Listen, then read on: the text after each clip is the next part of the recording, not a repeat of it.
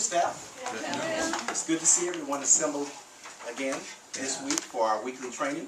And so today I'm going to be presenting some information to us. And it's going to be talking about first impressions.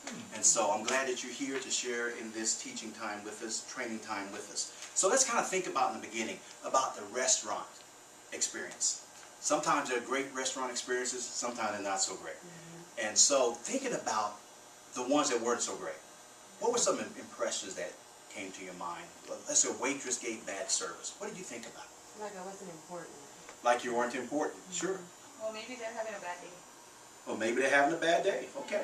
Like they really wish we'd go away or something. Like they really wish that we would go away or something. Yeah, like they weren't going to get a good tip from me. They were not going to get a good tip from you because they did not deserve a good tip from you. Sure. And those are impressions that are formed within a first few seconds. And I've been guilty of forming impressions upon people too. But was that necessarily true about how that person was? Was that really their content and their character? So today we're going to challenge you with some thinking in that area.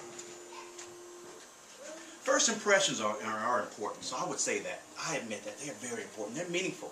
But I'll also add to that, are they the only impressions that a person should be concerned with in forming an opinion about someone else? Today we're going to talk about some information, three points that I'm going to give you. How impressions are formed, how do they begin, the proper context of first impressions, and the use of small talk as a way of finding out more about individuals you're relating with. First of all, how impressions are formed. There's two different points I want to make. One, it deals with medical research, and the other one deals with practicality, putting it into action. First of all, medical research, there's a recent study that was performed by the universities of New York and Harvard. And in that, the participants that were part of the survey, they were given 20 people, imaginary people if you will, fictional people, to look at their characteristics and make a determination and develop essentially an impression about those people. These are people they never met before.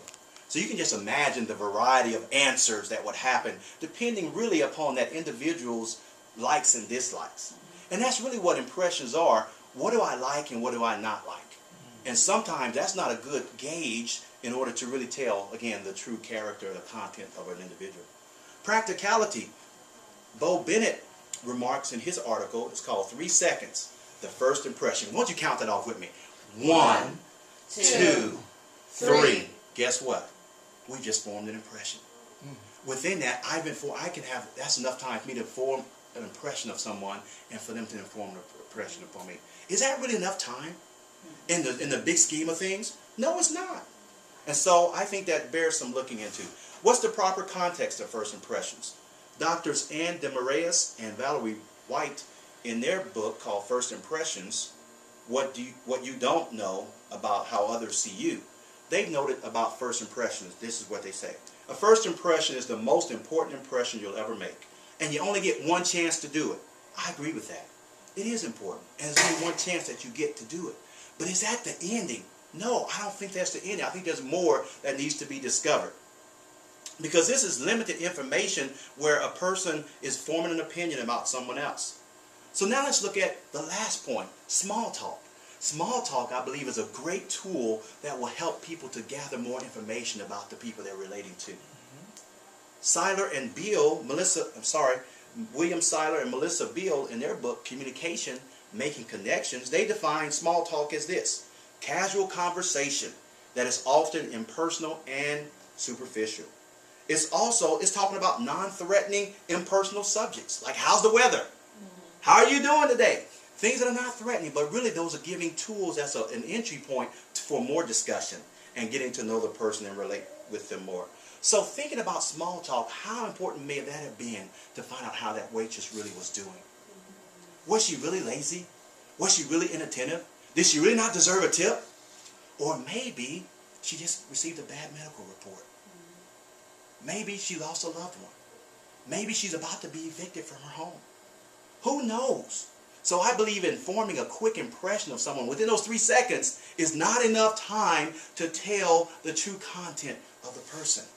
But I believe it bears more looking into. So I think we need to be careful not to allow one impression one lone impression to determine our opinion of others. So today we've learned how impressions are formed through the medical research.